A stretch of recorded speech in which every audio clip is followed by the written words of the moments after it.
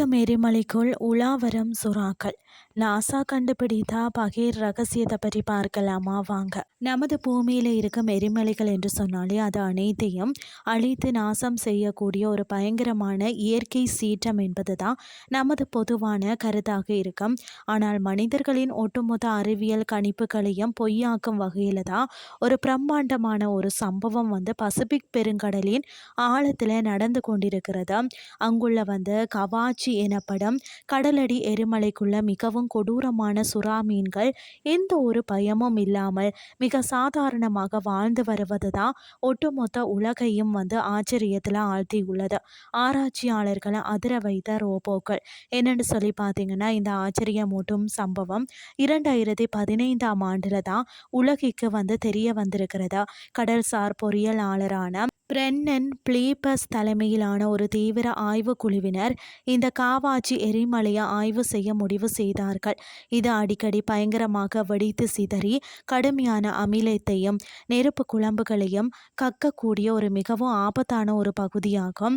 இந்த பயங்கரமான வெப்பத்தில் எந்த ஒரு உயிரினமும் நிச்சயம் உயிர் வாழ முடியாது என்றுதான் அவர்கள் ஆரம்பத்தில் முழுமையாக நம்பினார்கள். எரிமலை வெடிக்கும் அபாயம் எப்போது வேண்டுமானாலும் நிகழலாம் என்பதால் மனிதர்கள் யாரும் அங்கே நேரடியாக செல்ல முடியாது. எனவே விலை உயர்ந்த சிறிய ரக ரோபோக்களை கேமராக்களுடன் அந்த எரிமலையின் உள்ளே அவர்கள் மிகவும் கவனமாக அனுப்பினார்களாம். அந்த ரோபோக்கள் உள்ளே சென்று அனுப்பிய வீடியோ பதிவுகள் அனைவரையும் ஒரு நிமிடம் அதிர்ச்சியில் உரைய வைத்திருக்கிறது.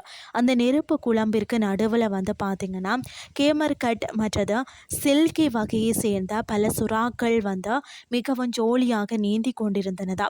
இவற்றுடன் ஒரு திருக்கை மீனும் அங்கு இருப்பதை விஞ்ஞானிகள் உறுதி செய்திருக்கிறார்கள். இந்த அதிர்ச்சியான காட்சிகள் உலகெங்கும் பார்த்தீங்கன்னு சொன்னால் பெருமளவில் வைரலானதை தொடர்ந்து தான் பிரபல நேஷனல் ஜியோகிராபிக் நிறுவனம் இதற்கு பார்த்தீங்கன்னா சார்கானோ என்று ஒரு புதுமையான மற்றது சுவாரஸ்யமான பெயரை சூட்டியதாம். விடை தெரியாத மர்மங்கள், அதாவது அந்த எரிமலைக்குள்ளே இருக்கும் நீரின் வெப்பநிலையானது சாதாரண கடல் நீரை விட 10 டிகிரி செல்சியஸ் எப்போதுமே அதிகமாக உள்ளது. மேலும் அந்த நீர் மிக கடுமையான அமிலத்தையே கொண்டுள்ளது. இப்படியான ஒரு கொடூரமான சூழ்நிலையில சில நுண்ணிய பாக்டீரியாக்களுக்கு வேண்டுமானாலும் ஏற்றதாக இருக்கலாம். ஆனால் இவ்வளவு பெரிய சுறாக்களுக்கு இது மிகவும் ஆபத்தானதாகும். இவை எப்படி அங்கே உயிர் வாழ்கின்றன என்பதுதான் அறிவியலாளர்களுக்கு ஒரு பெரிய ஒரு புதிராக இருக்கிறதாம். இந்த சுறாக்கள் அந்த அதீத வெப்பத்தை தாங்கும் வகையில் தங்களது உடல் அமைப்பை இயற்கையாகவே மாற்றி கொண்டிருக்கலாம் அப்படின்னு சொல்லி ஆய்வாளர்கள் கருதுகிறார்கள். மேலும் எரிமலை வெடிக்க போவதை அவை முன்கூட்டியே உணர்ந்து அங்கிருந்து தப்பி செல்கின்றனவா அல்லது அந்த வெடிப்பில் சிக்கி சாம்பலாகின்றதா என்ற ஒரு விவாதமும் அறிவியல் உலகத்தில் தொடர்ந்து நடந்து வருகிறது. எந்த இடத்தில் உயிரினங்கள் வாழவே முடியாது அப்படின்னு சொல்லி நாம உறுதியாக நினைத்தோமோ அந்த இடத்துல தான் அந்த உயிரினங்கள் தங்களின் வாழ்விடத்தை மிக அழகாக அமைத்துள்ளன. கடந்த 2022ஆம் ஆண்டுல நாசா செயற்கைக்கோள்கள் இந்த கவாச்சி எரிமலை மீண்டும் ஒரு முறை பயங்கரமாக வெடித்ததை மிக துல்லியமாக பதிவு செய்துள்ளன.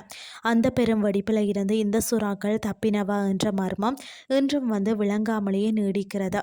இன்றைய கிறிஸ்டி உங்களுக்கு பிரயோசனமாக அமைஞ்சிருக்கும்னு சொல்லி நான் நம்புகிறேன். இதே மாதிரி மற்றும் ஒரு கிறிஸ்டின் வேலைக்கு உங்களை சந்திக்கிறேன். நன்றி.